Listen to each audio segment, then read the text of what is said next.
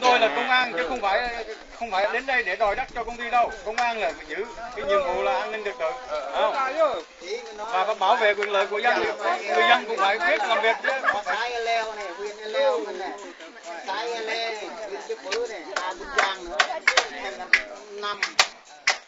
Riêng nữa, cái này là ta phải có chính là một bên nữa và đo đo để mình vạch cái ranh giới đó, còn là được chính đó về tổng giá ranh giới và đến của mình là bao nhiêu, từ cái ranh giới đó cho công ty là bao nhiêu, đúng không? Từ đó bà con mình làm chứ đâu có thể là này là còn bà con mẹ thoại là quầy nhà của mẹ anh Tâm sao thì một mảnh làm bao nhiêu mẹ này cái một mảnh rồi những ý kiến của bà con mình ghi lại về mình phản ánh lại lần đầu thôi, thế thôi, không có cái việc gì. Hôm nay bà con là tình cảm thôi, để nói chuyện bà con chứ không có cái vấn đề gì cả nhá. năn đi ta tức là anh của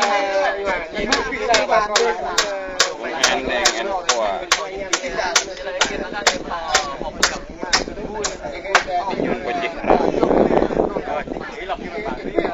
thôn người cộng sản ký lọc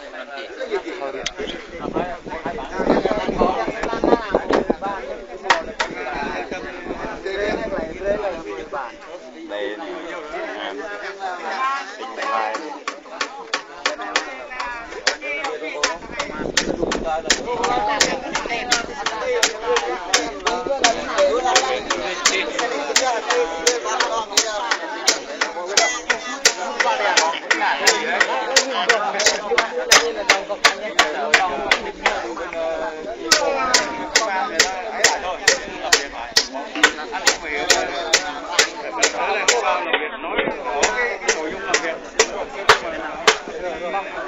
làm việc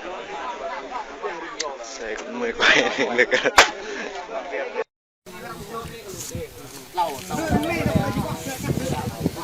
thôi nào chịu cân à mà có bao giờ lại có thừa một mẹ nó phen như thế này năm rồi tua plo tua lên pasar tonton ropo pak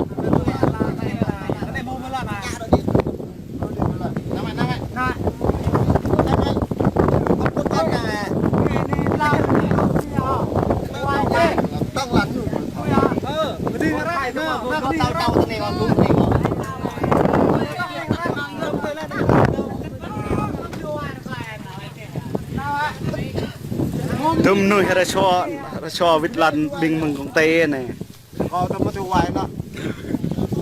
vượt bên này tôm là nào từ lơ kèng cái đó thâu bò tôm nuôi nó cho lên mà lịch bực mà bình công tê trong thịnh ra cho này cái bông này nè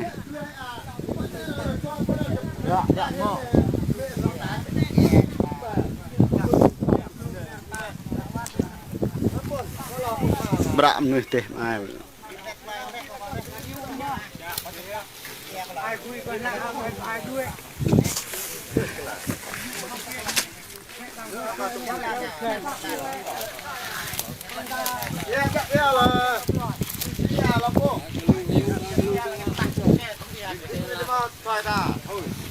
đâm nhợ hiệu xoài đâm nhợ hiệu bọc nhầm không à mà hiệp rồi vậy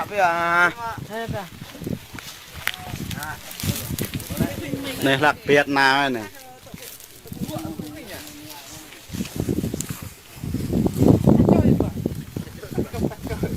gạ với tôm ma lên ta co kìa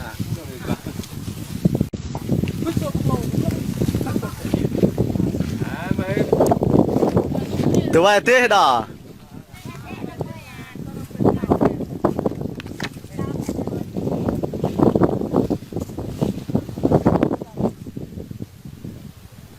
bình tụ vậy thế này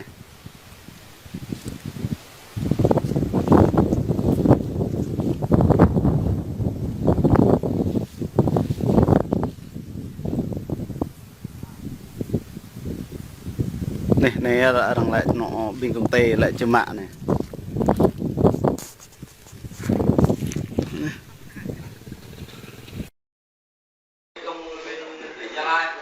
quan điểm của địa phương là giữ đất để cho đồng bào làm sản xuất để để trồng các cây màu để sản xuất thì đời sống mình chứ không có giao đất cho công ty, vì giao cho công ty là xong mình không còn đất để làm. Đó là bà con như trước đây họp dân thì bà con cũng thống nhất cái ý kiến là không có giao đất, không người ta làm nhưng mà bà con giao thì công ty nhận, mà không giao thì bây giờ phải để bà con làm. Nhưng mà cái đây cũng có một cái khó khăn cho cái chỗ mà giải quyết đó là nó mất thời gian, tại vì là nó 2 tỉnh, bà con anh hiểu là 2 tỉnh, nếu mà nó ở mình cái huyện Ea Leo là giải quyết rất dễ, nhưng mà 2 tỉnh thì quá trình trao đổi làm việc giữa tỉnh Đắk Lắk và tỉnh Gia Lai và huyện Ea Leo và huyện Chư Bứ, xã Ea Leo và xã Gia Leo thì nó cũng có một số cái thời gian, nên là nói cho bà con hiểu được là cái việc đất đai ngay cả hôm nay là Chí Sơn là trưởng công an huyện cũng mới làm việc với cái chỗ bên đảng ủy, ủy ban nhân dân và công an xã về cái công tác này để làm sao mà giải quyết nó ổn định được cái tình hình cho bà con để sản xuất mà công ty cũng không lấn chiếm, và hai nữa là sau này sẽ có một khi mà các cái vấn đề trao đổi giữa hai cái chính quyền của 2 tỉnh xong á thì sẽ có một cái ranh giới, sẽ làm một cái ranh giới rõ ràng là cái đất của bà con ở cái chỗ nào, nó nghĩa là sẽ làm tách riêng ra để cho không trồng lấn vào nhau nữa, công ty ở chỗ nào thì làm, bà con chỗ nào thì bà con làm để là làm cái ranh giới để sau này là không còn đụng chạm nhau nữa. Còn cái việc cái anh Hùng này thì anh lái mấy củi thì anh này là anh cũng lái thuê cho công ty thôi, cái sai này là sai ở cái ban giám đốc của công ty. Vì anh này cũng là người làm thuê, giống như bà con mình cũng đi làm mà làm thuê cho ai thì người ta thuê thì mình làm, nên là cái việc mà mình mà giữ anh ấy là không đúng về pháp luật, vì là 2 chuyện khác nhau. Bà con mình như cái trước vào một lần bà con cũng định đưa 2-3 cái người bảo vệ về đây á, thì mình có gọi điện nói cho Lơ với Bốp này với anh Hợp với Madam là nói bà con là về người là mình không có đưa về đây, mình đánh người ta là đưa về, nó là nó sai, nó lại về bên hình sự là đánh nhau này, rồi bắt trái pháp luật là sai. Mình là có nguyện vọng như thế nào là mình đề nghị để cho chính quyền để giải quyết, mà tranh chấp đất đai thì nó là vấn đề dân sự với nhau, nó không phải là vấn đề hình sự, các ông này không phải là vấn đề tội phạm gì cả, nên là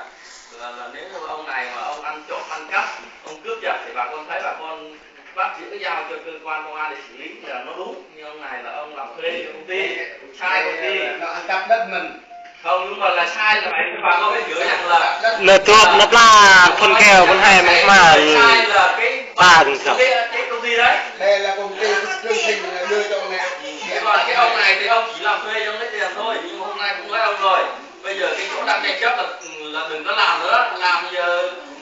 ông làm thuê được mấy trăm ngàn mà lỡ bà con chơi chảy cho 300 lúc bức xúc nóng quá mình không giữ được bình tĩnh, đánh đập ông thiệt thân nên không đủ bệnh tiền chữa bệnh. Cái việc ông này giờ đó là ông bị đau ấy thì để ông lên trạm xá cho ông cho thuốc ra ăn nhá, chứ còn cái việc còn công ty thì bà con Nó chạy, nó chịu chưa, nó chạy mà. thôi được rồi thì ông không nói bà con chịu cái việc này, nhưng mà để ông nó đi lên này trên ông nó làm thì công ty phải chịu cái chuyện đó với ông, công ty phải chịu cái trách nhiệm đó. Nhưng mà sau này vẫn phải nói bà con là sau này bà con đi chắc chắn ta còn gặp nữa, chứ nói hôm nay cũng chưa hẳn nó là xong, đúng không? Còn đụng chạm nữa thì bà con vô mình thể hiện quan điểm đất bắt những người là được, đưa người về là nó không đúng nhá. Nên nói cho bà con là để cho anh nó đi lên chậm sát anh đâu giữ mấy cái viết trước đi. Còn cái đây thì anh Hợp á là mình cứ tường trình lại cái nội dung đây, ngày mai tôi sẽ chuyển cái thông tin này cho bên chính quyền xã để tiếp tục giải quyết cho bà con nhá. Bà con trước đấy ạ. Biên bản thì nhiều khi một biên bản rồi thì thuốc đó là cần thuốc cái tiền tảng. Anh đi về đi cho vợ đi lên chậm sát.